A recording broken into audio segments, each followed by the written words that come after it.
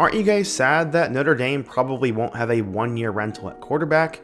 Yeah, I'm just kidding about that, but it seems like over the last couple of years, Notre Dame keeps bringing in these one-year transfer quarterbacks that either hit or don't. Sam Hartman honestly was extremely disappointing after arguably being one of the top quarterbacks in the portal. Jack Cohn was alright, and then this past season, Riley Leonard definitely hit. It's been a mixed bag for Notre Dame at the quarterback spot, but as we now head into 2025, the Fighting Irish will have to find a new quarterback, and luckily, that guy is probably already on the roster. Currently, Notre Dame has 4 scholarship quarterbacks returning for next year, and they all sort of bring different things to the table. In today's video, we're going to do a preview of Notre Dame's 2025 quarterback room, talk about each option, who they are, what they bring to the table, and I'll ultimately give my thoughts on who I think should win the job and how things could play out for them. But before we get started, if you're a big fan of college football, be sure to subscribe to the channel, leave a like if you want to support today's video, and let me know what player, team, topic, or situation I can cover next. Now let's get started and talk about Notre Dame's quarterback room. Okay, so before we can get going, I've already done a video like this on Georgia, so be sure to check out my playlist that previews 2025 quarterback rooms and let me know what school I should do in my next one. So the first option I want to talk about is the most unlikely option, and that'll be true freshman quarterback Blake Hebert. He kind of has an interesting story, and let's go back in time and see who this guy is. Okay, so what I found really fascinating through my research is that Blake Hebert was actually at one point considered a 5-star recruit.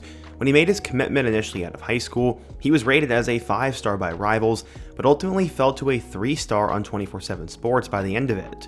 So what the heck happened here? Well, growing up on the East Coast, Blake Hebert had one goal in mind. He said, quote, "I want to be a Power 5 conference quarterback," and his parents said he worked towards that every single day. Eventually, he arrived at Central Catholic High School in Connecticut and would start for the team during his sophomore season. He ended up throwing for nearly 1,800 yards, 24 touchdowns, and just 1 interception. After that, he got offers from UConn, UMass, and Rutgers, and then also eventually had a drastic recruiting rise when schools like Notre Dame, North Carolina, and even Clemson began to offer him. When asked why he thinks he broke out, he said, quote, "I think a lot of it's exposure with the offers I've gotten. Personally, in my development, I'm seeing the field at a slower pace, I'm breaking down film and breaking down coverages. That all helps when it translates onto the field." Okay, so the following season, he'd end up passing for 1,407 yards and 19 touchdowns, while also rushing for 300 yards and 4 scores. He only completed 58% of his passes, so yeah, those weren't the best numbers, and I guess I can kind of see why he fell off a little bit. But it didn't shy away schools, as Notre Dame's quarterback coach came to Central Catholic and watched him throw, and they threw him an offer.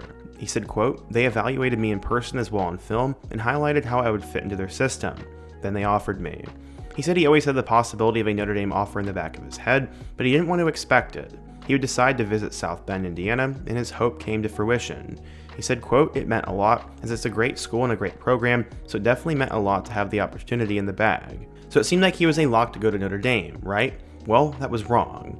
He'd decide to visit 3 schools, and that would include Clemson, North Carolina, and Notre Dame, but after his trip to South Carolina, he said he knew exactly where he was going. He knew he was going to be a Clemson Tiger. He said, quote, "I remember watching Clemson football on TV when I was a kid, so it's amazing to be here. I'm pumped and I'm really excited for the future." At the time of his commitment, he was ranked as a 5-star by Rivals and the number 6 quarterback by 24/7 Sports. This was seen as a humongous pickup for Clemson, and they now had their guy, but over time, things would end up falling apart. This was due to an injury. Before his junior season, he ended up getting hurt, so he went almost an entire calendar year without being on the field. He'd also decided to transfer to the Brunswick School for his senior season, and all of a sudden, he was sort of being left behind. But quickly during his senior year, he started to gain momentum back, as through his first 5 games, he had thrown for 1,200 yards and 15 touchdowns. On October 15th, Hebert decided to flip his commitment from Clemson to Notre Dame out of left field. It caught many by surprise, and the Irish now had their quarterback.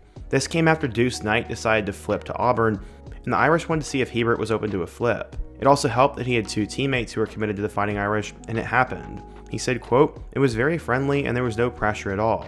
It was basically a relationship building and getting close with them, and it was a pretty tough decision, but it was just about what was right for me and my family."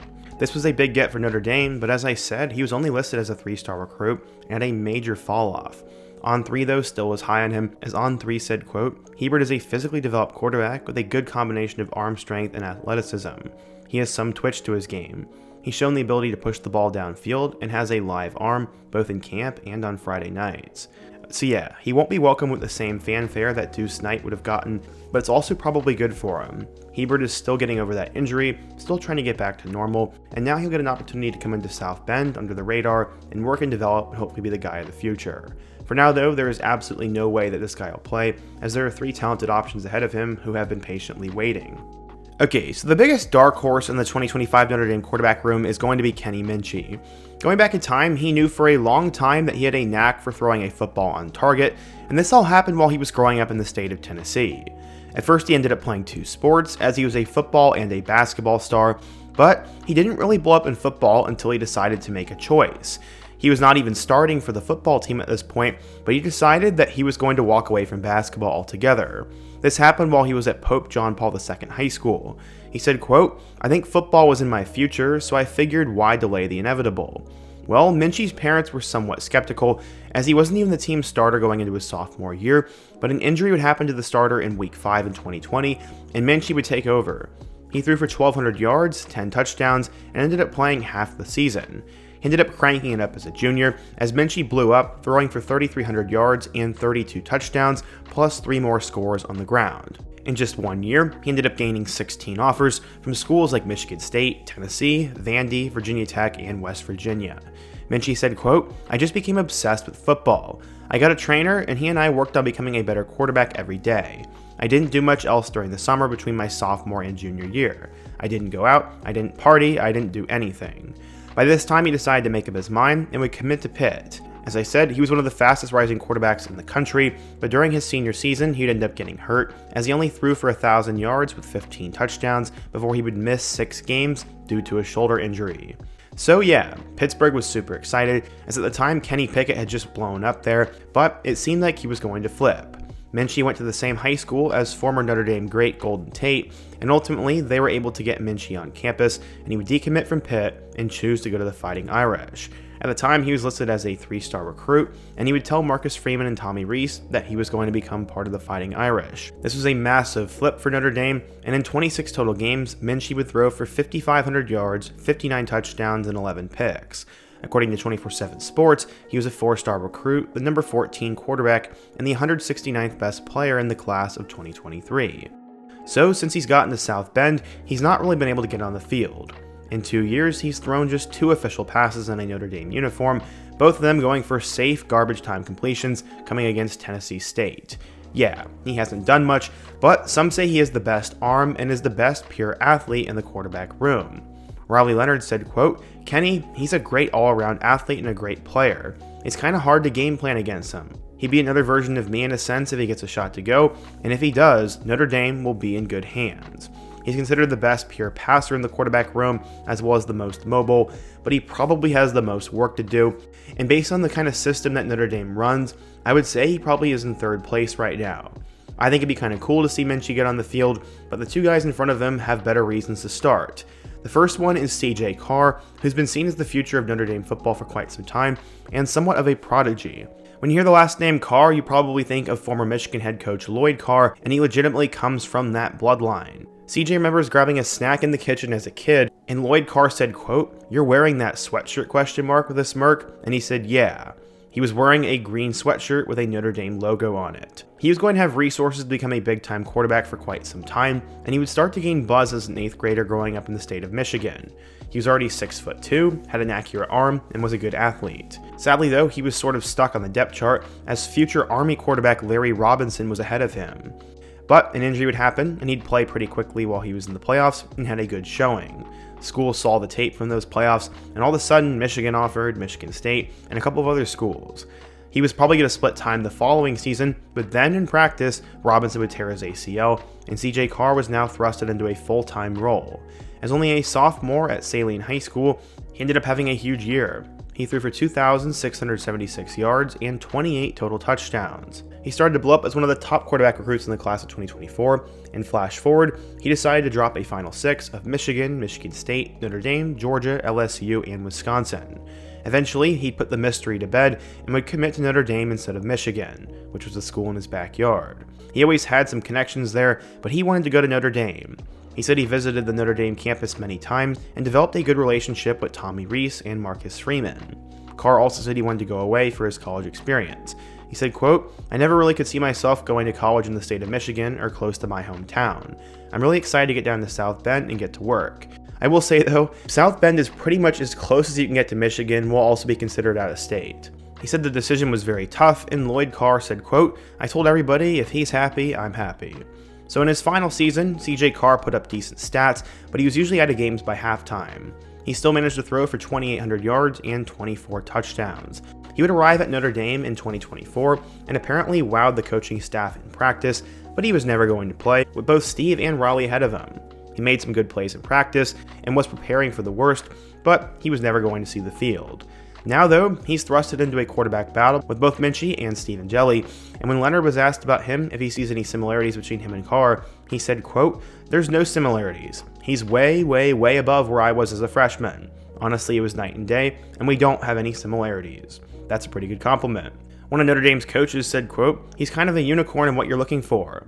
Him going to Notre Dame, my thoughts were if you can coach into him and you can lay it out for him, he's going to be able to do it. It's not a matter of making the throws or handling the volume. He's been a football nerd on X's and O's, and he just loves football."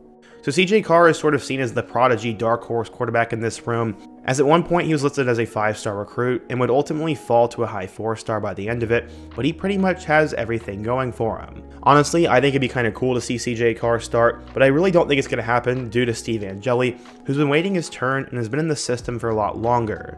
That's the final guy we're going to talk about. He's the frontrunner for the job, and I guess you could say Notre Dame was always a frontrunner for him. The presumption around Notre Dame winning out Steve's recruitment goes all the way back to the 1940s, when his uncle won a national title playing for the Irish. One of his older brothers also played with Brandon Wimbush, and they are family friends with Quentin Nelson. I guess he was always supposed to go there. Growing up in New Jersey though, Angeli obviously had talent, and he did showcase that a little bit his sophomore year, which would be enough to earn some offers from some of the top teams in the country. He went to Bergen Catholic, which is one of the best programs in the state of New Jersey, but they ran the ball nearly 65% of the time, so Angeli's stats looked pedestrian. He only threw for 900 yards and 6 touchdowns in 6 total games. For a while, Notre Dame was pursuing some other quarterbacks like Drew Allar, but Tommy Rees would identify Angeli as their guy, as he apparently had the mental and physical tools to play at Notre Dame, and they just really liked him. He would have to discover that all online because there was no in-person evaluations during that recruiting class.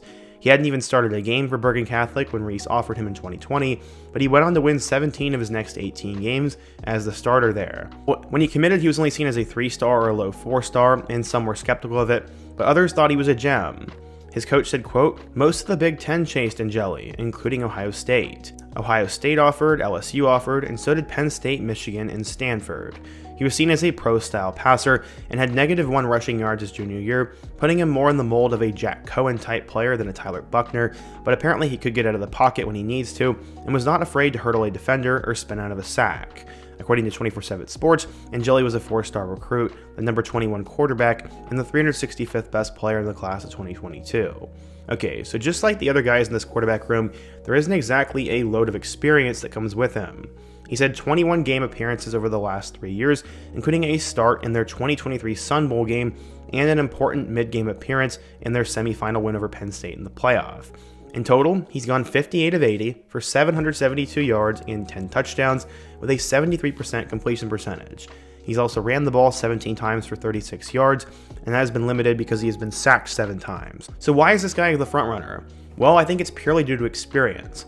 Technically speaking, he has more starts than anybody else in the quarterback room with 1, but he's been in the system for 3 years, and he's exactly what Notre Dame is looking for as a quarterback. He's much different from Riley Leonard in the sense that Riley was much more athletic, but they're also similar in the sense that they're just going to command the offense, they're mentally tough, and they aren't going to make a lot of mistakes. Riley Leonard actually said, quote, "Steve's been there for as long as I can remember, and he's a dog. He's been through the rough, and whenever his number's been called, he's been reliable. He's also been dependable, and if he gets a shot, Notre Dame will be in good hands." Currently, many believe that Steve is the frontrunner for the job, but honestly, they'll have all spring to debate about this.